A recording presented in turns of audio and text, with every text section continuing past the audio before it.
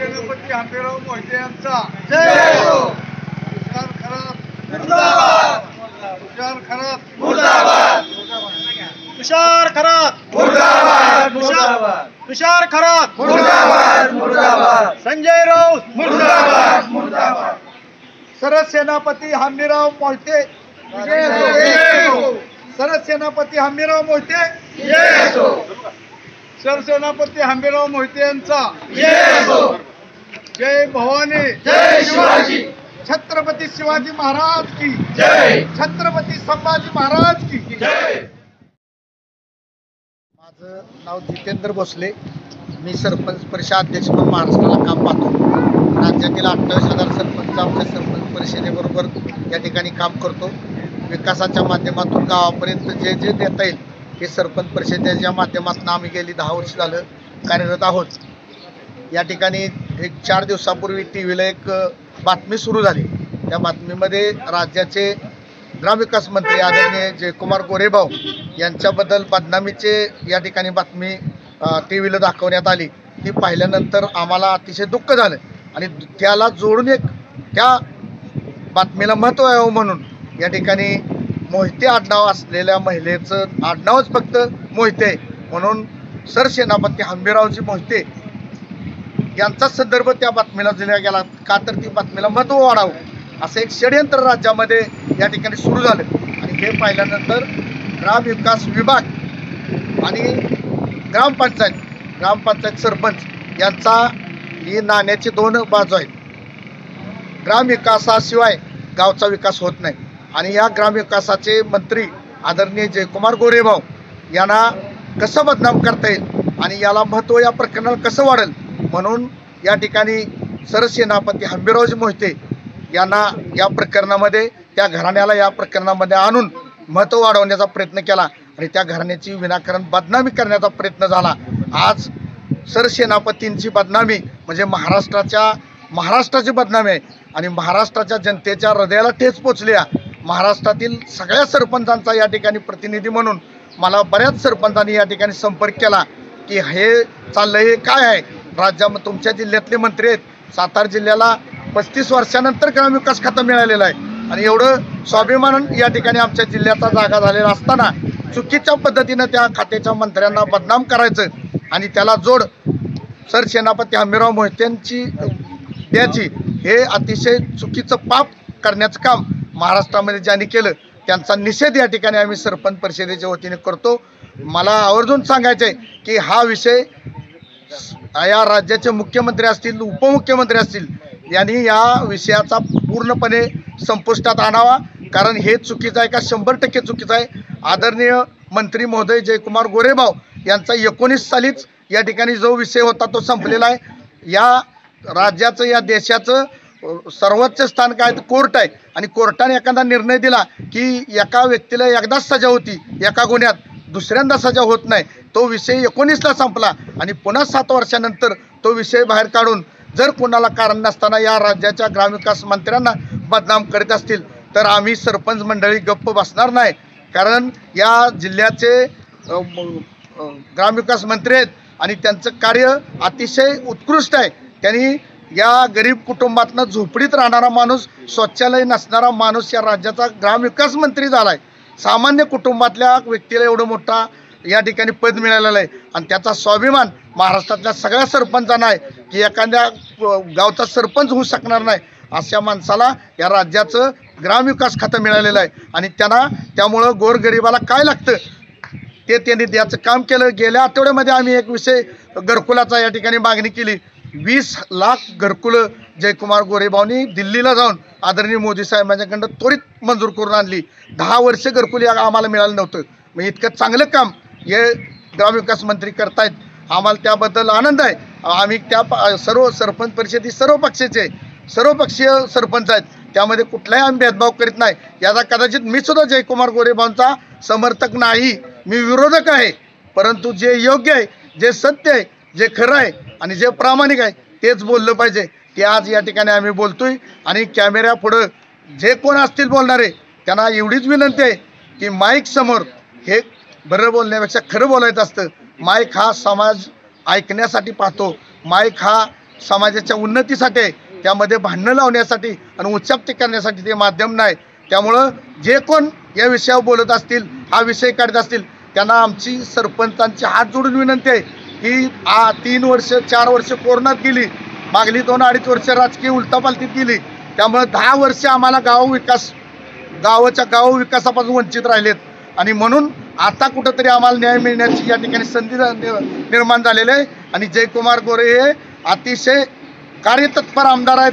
गेली 4 पंचवार्षिक ते खटाव माणसे नेतृत्व करतायत. जर ते चुकीचे असते तरी आता कदाचित ते पुन्हा आमदार झाले नसते, परंतु त्यांचं कार्य उत्कृष्ट आहे आणि महाराष्ट्रातल्या गावागावात हा व्यक्ती पोचणार आहे.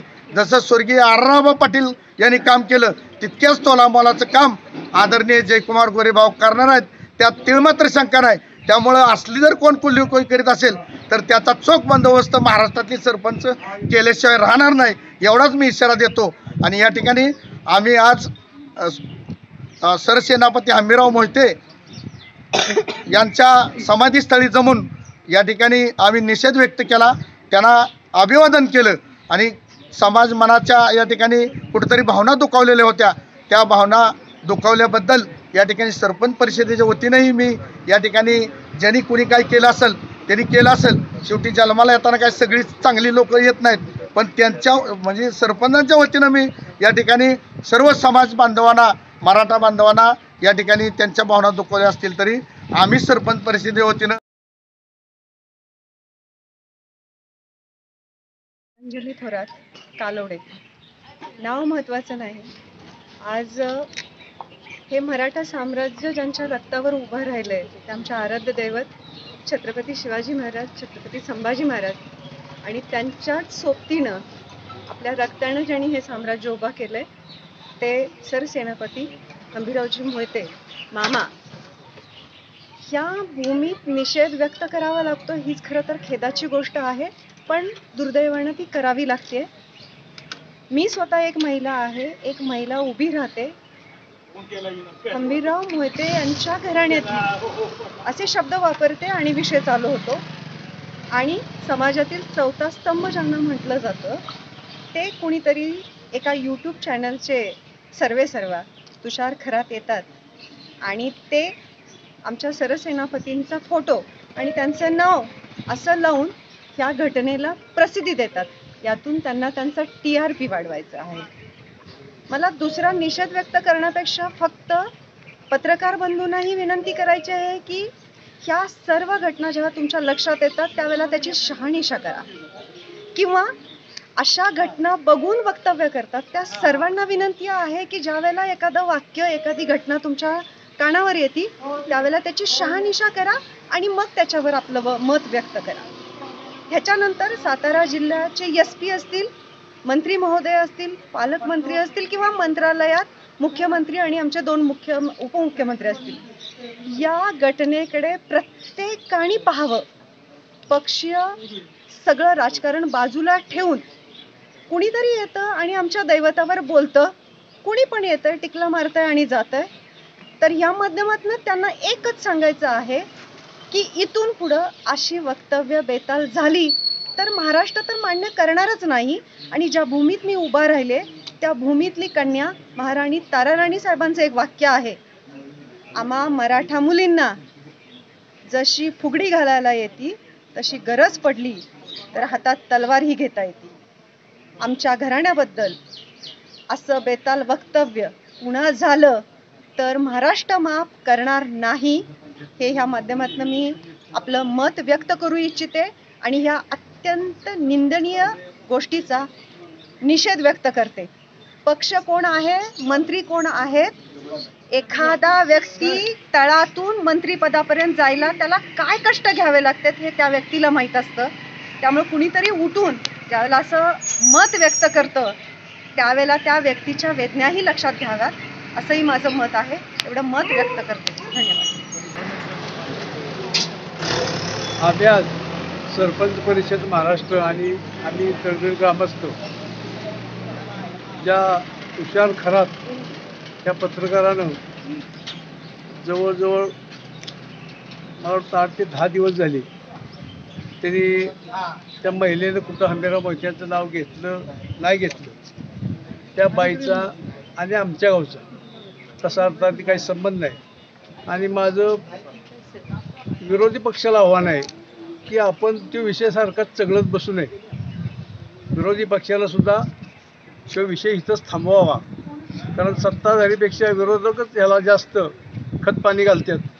तर कृपया विरोधकांनी हंबीरराव मोहित्यांचा कुठेही उल्लेख करू नये, नाहीतर आम्ही हंबीरराव मोहित्यांचं 13वं वंशीय तळबीडचे सगळे मोहिते आम्ही विधान भवनाबाहेरून उपोषण करू, एवढं त्यांना मी आवाहन करतो. आणि जयकुमार गोरेसारख्या सामान्य घरात आलेल्या माणसाला कुठेतरी बदनाम करण्याचा यांचा प्रयत्न आहे, तो ह्या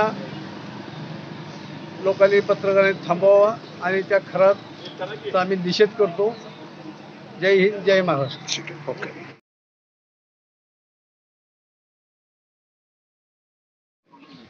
सतीशराव इंगवले, सरपंच पश्चिम महाराष्ट्राचा उपाध्यक्ष.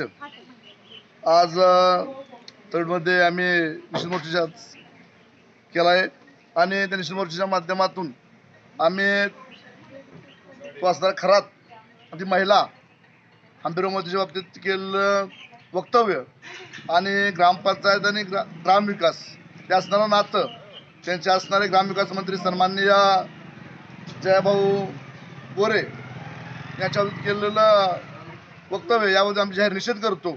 इथून पुढे थांबलं गेलं नाही तर आम्ही पुऱ्या महाराष्ट्रभर सरपंच परिषद जाहीर निषेध करतोच, रस्त्यावर उतरू. ठीक आहे. ओके.